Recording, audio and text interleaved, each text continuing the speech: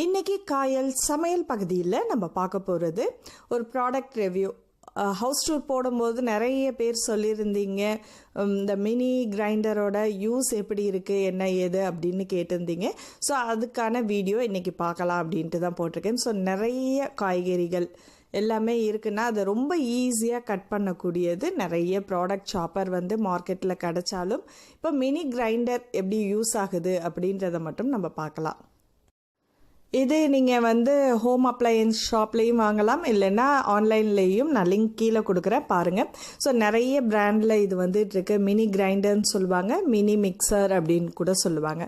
So இது ரொம்ப சின்னதான், இப்போ ஒரு ஃபேமிலிக்கு ஏற்ற மாதிரியானது.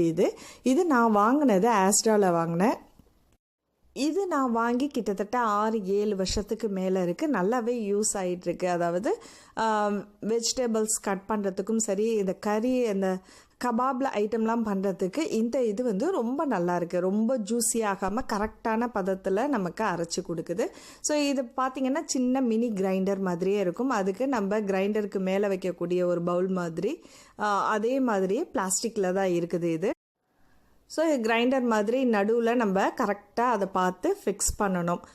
இந்த இது நமக்கு ரொம்ப சின்னதாக இருக்கிறதுனால நமக்கு கைவிட்டு அலசுறதுக்கோ அல்லது இந்த எடுத்து இந்த மாட்டும் போதெல்லாம் கொஞ்சம் டிஃபிகல்ட்டாக இருக்கிற மாதிரி இருக்குது.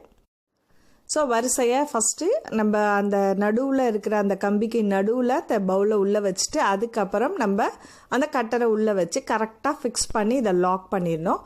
லாக் பண்ணுற சிஸ்டம் அதெல்லாமே ஈஸியாக இருக்குது நமக்கு. இதில் கிட்டத்தட்ட மீடியம் சைஸில் உள்ள 2 அல்லது 3 கேரட் நம்ம ஒரே நேரத்தில் நம்ம போட்டு பண்ணலாம். இதை பார்த்திங்கன்னா இதுமாரி முழுசாக போடக்கூடாது. இதுமாதிரி சின்ன சின்னதாக தோலை சீவிட்டு மேலே ரவுண்டாக கட் பண்ணிவிட்டு போட்டிங்கன்னா நமக்கு நல்லாவே சாப் ஆகிடும். இது நம்ம உள்ள ஸ்டஃப் எதுவும் வைக்கிறதா இருந்தால், இது நான் மோமோஸ் பண்ணும்போதெல்லாம் நீங்கள் பார்த்துருப்பீங்க வீடியோவில். ஸோ அதுமாதிரி ரொம்ப நைஸாக கட் பண்ணுறதெல்லாம் கேரட்லாம் சூப்பராக இதில் கட் பண்ணிடுது.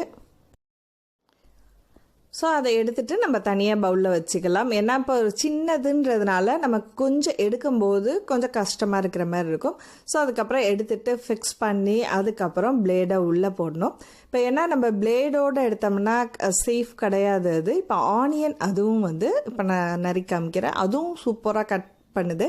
ஏன்னா மிஷினில் சிலது கட் பண்ணும்போது நிறைய தண்ணி விடும். மினி கிரைண்டரை பொறுத்த வரைக்கும் அதில் அவ்வளோ தண்ணி விடாது. ஜஸ்ட்டு ஒரு வாட்டி ப்ரெஸ் பண்ணாலே போதும். 2-3 வாட்டி கொஞ்சம் நல்லா அழுத்தமாக ப்ரெஸ் பண்ணும். பாருங்கள் அங்கங்கே சுற்றிக்கிட்டு இருக்குது. ஸோ அப்படி 1-2 அப்படி சுற்றுனுச்சுன்னா நம்ம திறந்து விட்டுட்டு அதை உள்ளே கரெக்ட் பண்ணி விட்டுட்டு நீங்கள் திரும்பவும் சுற்றுனீங்கன்னா கரெக்டாக சுற்றிக்கிட்டு இருக்கு. ஸோ இங்கே பாருங்கள் இதில் நல்லாவே சாப் பண்ணிடுது. எவ்வளோ நம்ம ப்ரெஸ் பண்ண அது இன்னும் நல்லாவே மெல்லிசாயிட்ருக்கு. ஒரு 2-3 மீடியம் சைஸ் பல்லாரி வெங்காயம் இதில் நம்ம அரைக்கலாம். ஸோ வெங்காயம் பொடிசாக வேணாலும் இது பண்ணிக்கலாம் நம்ம.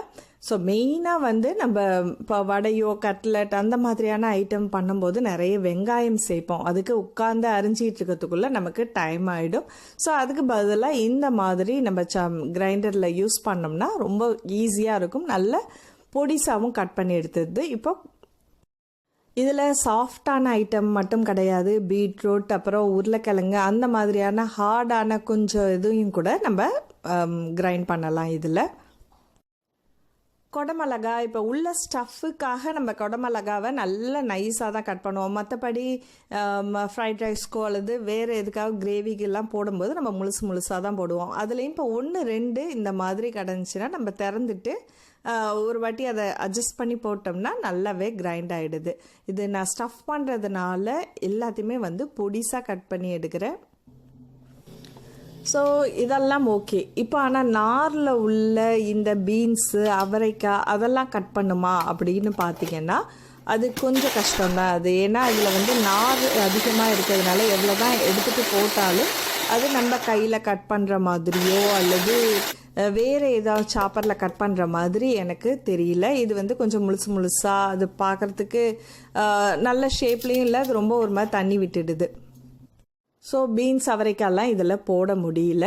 அதுமாதிரி கோஸ் நல்லாவே சாப் பண்ணுது நிறைய. இப்போ நீங்கள் ஒரு பாதி அளவுக்கு எடுத்துங்க. நான் இது மினி சாப்புன்றதுனால நான் ஒரு பாதி கோஸ் எடுத்து போட்டிருக்கேன். இதுவும் நல்லாவே சாப் பண்ணுது.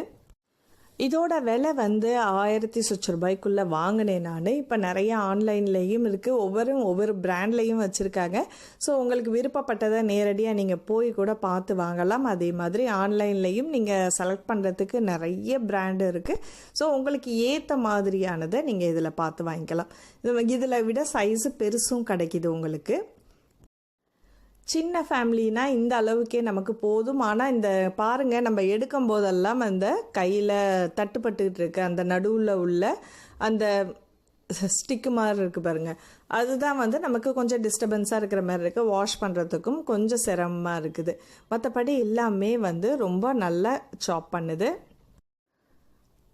எல்லா காய்கறியுமே வந்து ஓரளவு நல்லாவே கட் பண்ணுது. ஆனால் வந்து இந்த அவரைக்காய், வெண்டைக்காய் அந்த மாதிரி உள்ள ஐட்டம்லாம் இதில் போடுறத அவாய்ட் பண்ணிக்கலாம். தக்காளி வந்து நல்ல ஜூஸி ஆகிடும். இப்போ சல்சா அந்த மாதிரியான ஜாமுக்கு போடுறதா இருந்தால் நீங்கள் இதில் போட்டிங்கன்னா நல்ல ஜூஸ் மாதிரியே அடித்து கொடுத்துடும். ஸோ இதில் வந்து நீங்கள் ஜூஸ் மாதிரி வேணும் அப்படின்னா இதில் போட்டு நீங்கள் கிரைண்ட் பண்ணிக்கலாம். மற்றபடி சின்ன சின்னதாக சாப் பண்ணணும் அப்படின்னா இது வந்து உங்களுக்கு செட் ஆகாது. இதே மாதிரி கைமா அதெல்லாம் வந்து நீங்கள் கிரைண்ட் பண்ணலாம். கபாப் ஐட்டம், கட்லெட்க்கு அந்த மாதிரிலாம் பண்ணுறதா இருந்தால் சிக்கன் துண்டுகளை வந்து முள் இல்லாமல் அதை போட்டு நம்ம கிரைண்ட் பண்ணி எடுத்துட்டோம்னா நல்லாவே வந்து அதை அரைச்சி கொடுத்துடும். மிக்சியில் போட்டு அரைக்கணும்னு அவசியம் கிடையாது. இந்த இதிலேயே போட்டிங்கன்னா கபாபில் எல்லாம் நல்லா தண்ணி விடாமல் கரெக்டான பதத்தில் நமக்கு அரைச்சி எடுத்துடும். ஸோ இவ்வளோதான்.